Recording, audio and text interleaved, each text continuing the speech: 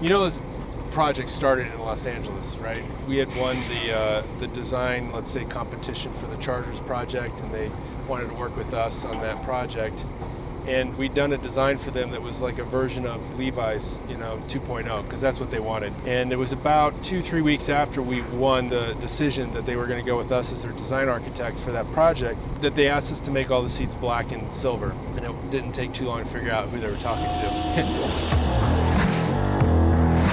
MDs thought about what the guest experience would be like, and it's always about football. One of the keys to keeping the intimacy and the environment of the seating bowl intact is to pull everyone down and tight and really compact all of the floors one another so that everything's tight and close to the action. What we wanted to do here, though, was increase the opening of this club to the field. That allowed us to get us more head height between the existing floor because we pushed this portion of the club down, and it allowed us to pull it out into the bowl here. So some of those seats disappear and that all becomes what we call the patio space. There's really not another building like it. This is one of the few buildings, I think, in the league where the outside and the inside feel like the same building. It's all the same brand, all the same theme, all obviously Raiders. We designed to present, so whatever we're designing, we want to make sure that it's presented in its best way. We put a lot of emotion into this to make it as best as we could with the time frame we were given, and it's satisfying to see it now. This was the original concept for this space, was the torch that went through this level and on up. So this torch actually, the base of it's down there.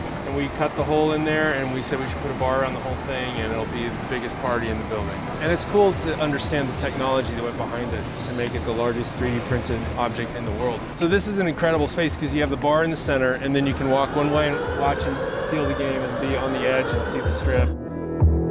These suites we're in now were not part of the original design. They asked us a way to increase the suite count, and so we came up with this idea of a new product. We call them the mini suites, but we feathered these suites in on the corner to increase their suite count. Yeah. Look at this. Yeah, that pops a little better. Yeah. Great design doesn't have to be expensive, it just has to be creative. If you look at it from above, the banquette allows you to open up the room, but that decision then creates a more prominent head wall for food and the TV in the space. So again, it feels more like a room and less like, you just smashed a bunch of suites down there. There's a lot of design work that went into disguising the structure that's above our heads that's trying to fly through this wall. And I think what we're looking at now is a really clean interpretation of that. You don't know it's there. It certainly feels Raiders. Certainly feels Raiders. You definitely know where you are in this building at all times. Yeah, so this particular space is interesting in this building, and as David said, it's somewhat of a first in a lot of ways, just because it was designed more as a space, another sort of premium space of the building, and less a sort of utilitarian way to get to the premium product. And you'll notice in here it's opened up intentionally to provide action stations where chefs can prepare food, the guests can come out, and again, it's widened intentionally to create a hospitality environment. And again, it's sort of rooted in Vegas being a hospitality capital of the world, and how do you bring that into the building and offer something unique that can be monetized as part of the overall program and what people experience when they come to the game. Lots of places to get a drink. Yes, for sure. Which is the way I like it. Yeah, exactly.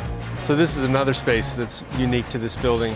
There are other buildings that have 50-yard line suites that enter off the field, but none that I know of that have this kind of outdoor patio space where the club comes right up to the edge of the field. Again, this will be filled with furniture and it'll be a nice place for all the guests in this club to come out and be right on the field. Because remember, the field tray comes in and at the field level, the grass for the NFL game is at the same level as this concrete. And so it'll be like you're standing on the field right next to the players. I think another really special sort of experience and integration of club with the game.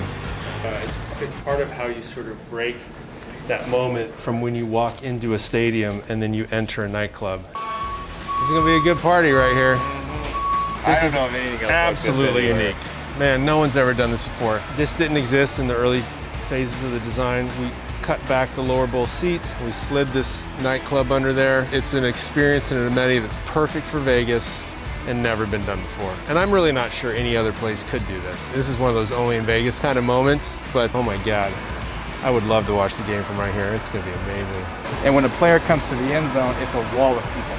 And we focused on that over and over again. And what it allowed us to do is it improved the entire club because it's going to create a demand for people to get right on the field. I mean, there's other buildings that do that as well, but they don't offer a premium amenity that's associated with the space. So people can come in, crowd the front row. It's always going to be packed full of people at all times. If you leave, somebody's going to take your spot, so that's a solved problem. But it also allowed these to become valuable because they could see over the people standing in front of them, so these sight lines aren't blocked. And you just create a tiered demand backward. Definitely want to watch the game from here. We will. I do think there are a lot of firsts here in this building. Architect's only as good as their best client. The Raiders were a great client, and they were open to trying new things like this. I've worked with a lot of clients that don't want to be first in anything. That's not the way the Raiders were. They wanted to do something different from the very beginning.